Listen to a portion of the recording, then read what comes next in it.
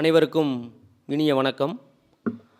நம்ம இன்னைக்கு இந்த வீடியோ மூலயமா என்ன விஷயங்கள் பார்க்க போகிறோம் அப்படின்னா, மாயிலை தோரணம் கட்டினா வாழ்க்கையில் என்னென்ன மாதிரி செல்வங்களை நம்ம இழுக்கலாம்.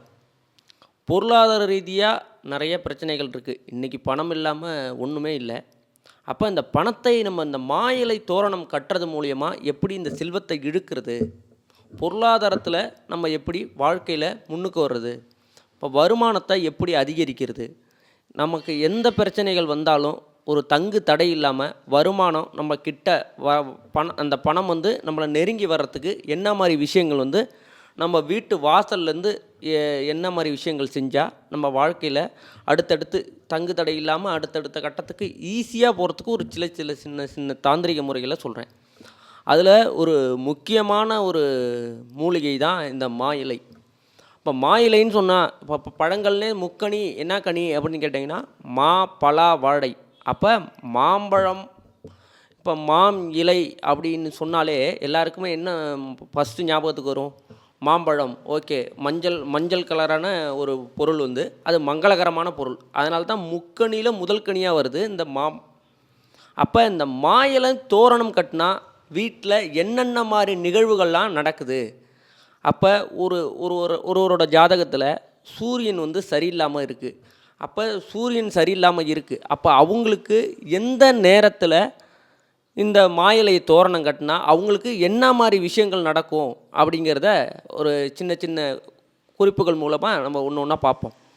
அப்போ சூரியனால் ஏற்படக்கூடிய பாதிப்புகளை குறைக்கிறதுக்கு எந்த நாளில் நம்ம தோரணம் கட்டினா வாழ்க்கை வந்து ரொம்ப சிறப்பாக இருக்கும், நம்ம வாழ்க்கை வந்து அடுத்த கட்டத்துக்கு போவோம் அப்படிங்கும் பார்க்கும்போது, ஞாயிற்றுக்கிழமை சூரிய ஹோரையில் வந்து இந்த மாயிலை தோரணத்தை கட்டினீங்கன்னா இந்த சூரியனால் ஏற்படக்கூடிய பாதிப்புகள் வந்து குறையும். ஏன்னா ரொம்ப காலமாக ரொம்ப பேர் வந்து கவர்மெண்ட் ஜாபுக்கு வந்து ட்ரை பண்ணுவாங்க. 100 மார்க்குக்கு 95 மார்க் எடுத்துருவாங்க. இன்னும் ஒரு 5 மார்க்கில் வந்து அவங்களுக்கு வந்து சரியான முறையில் வந்து வேலை கிடைக்காம போயிடும். அடுத்த கட்டத்துக்கு போகிறதுக்கான வழி வந்து அந்த இடத்துல ஸ்டாப் ஆகிடும். அப்போ இந்த சூரியனால் ஏற்படக்கூடிய பாதிப்புகளை குறைக்கிறதுக்கு ஞாயிற்றுக்கிழமை சூரிய ஹோரையில் இந்த மாயிலை தோரணத்தை கட்டினீங்கன்னா வாழ்க்கையில் இப்போ தங்கு தடை அந்த சின்ன சின்ன விஷயங்கள்லாம் தடையாக இருக்கிறது வந்து நிவர்த்தி ஆகிடும். அப்போ மனம் சார்ந்த விஷயங்கள், அதாவது எனக்கு எல்லாமே இருக்குது, காசு பணம்லாம் இருக்குது, ஆனால் ஏதோ ஒரு டிஸ்டர்பன்ஸ் என் மைண்டில் ஓடிக்கிட்டே இருக்குது, சின்ன சின்ன விஷயங்கள் வந்து எனக்கு தடையாகிட்டே இருக்குது, ஒரு முடிவு என்னாட்டி சரியாக எடுக்க முடியல அப்படின்னு இருக்கிறவங்க என்னைக்கு வந்து இந்த மாயிலை தோரணத்தை கட்டணும்னா, திங்கட்கிழமை வர்ற நாளில் வந்து மாயிலை தோரணத்தை கட்டணும். அதாவது திங்கட்கிழமை வர சந்திரஹோரையில் இந்த மாயிலை தோரணத்தை கட்டுறது ரொம்ப சிறப்பான பலன்களை கொடுக்கும். இப்போ நான் ஒரு லேண்ட் வச்சுருக்கேன், நான் ஒரு வயல் வச்சுருக்கேன், எனக்கு வயலில் வந்து சரியான விளைச்சல் வேணும், நான் விற்க முடியாத ஒரு நிலத்தை வந்து ரொம்ப நாளாக சேல் பண்ணணும்னு நினைக்கிறேன், என்னாட்டி சரியாக விற்க முடியல, சரியாக இது பண்ண முடியல அப்படின்னு செய்கிறவங்களுக்கு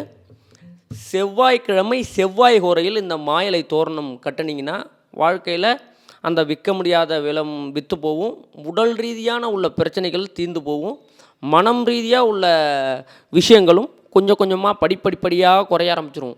இது ஒரே நாளில் நடக்குமா? இப்போ ஒரு வாட்டி கட்டிட்டா போதுமா அப்படின்னு நிறைய பேர் கேட்குறீங்க. ஐயா ஒரு வாட்டி செஞ்சால் போதுமா அப்படின்னு. இல்லை, இப்போ காலையில் சாப்பிட்டா நமக்கு மதியானம் பசிக்குது. அப்போ ரெகுலராக இந்த விஷயங்கள் நம்ம கடைபிடிக்க அதோட தாக்கத்துலேருந்து அந்த தடைகள்லேருந்து கொஞ்சமாக விலகி நம்ம அடுத்த கட்டத்துக்கு ஈஸியாக போயிடலாம்.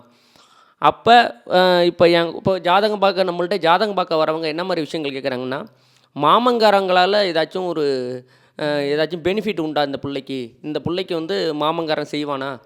தாய்க்கு அப்புறம் தாய் மாமன் தான் எல்லாமே இன்றைக்கி செய்கிறாங்கன்னு சொல்கிறாங்க. அப்போ அந்த தாய் மாமன் செய்கிறதுக்கு என்ன மாதிரி விஷயங்கள் நம்ம பண்ணணும்? இப்போ இந்த மாயிலை தோரணத்தையே எடுத்துக்கிட்டிங்கன்னா,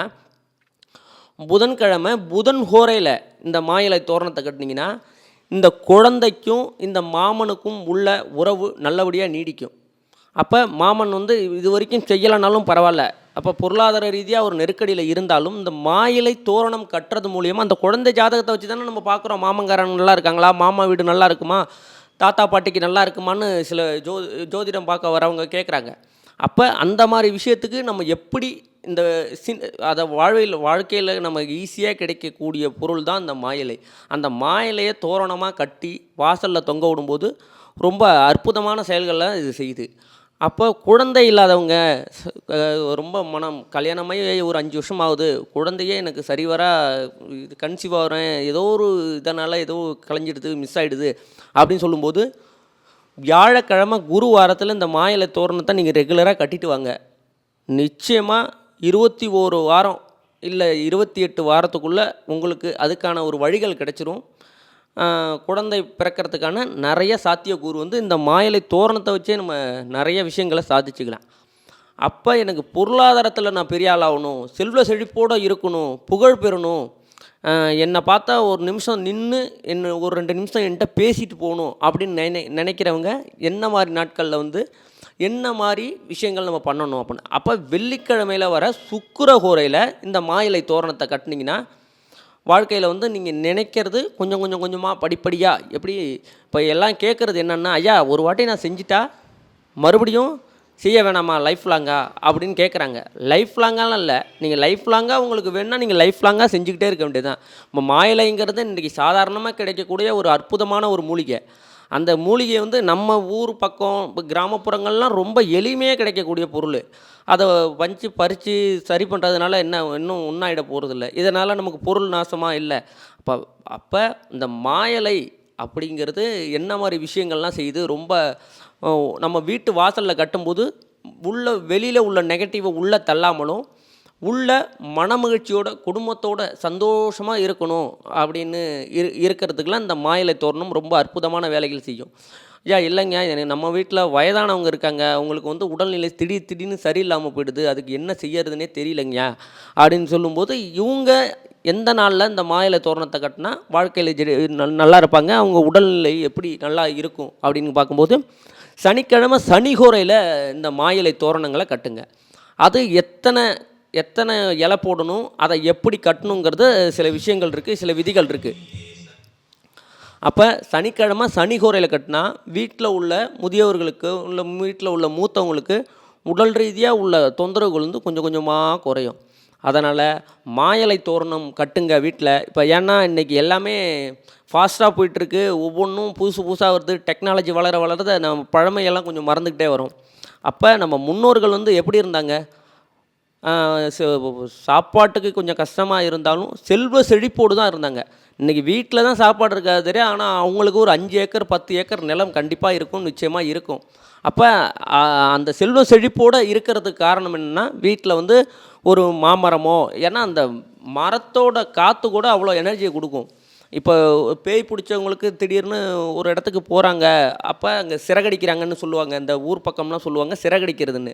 அப்போ அந்த காற்று அந்த சொல்கிற மந்திரங்கள் வந்து அந்த காற்றோடு கலந்து அவங்க முகத்தில் அடிக்கும்போது உள்ளே உள்ள நெகட்டிவ்லாம் தட்டி வெளியில் தள்ளி விட்டு அவங்களுக்கு வாழ்க்கையில் வந்து சுபிக்ஷம் கிடைக்கிது.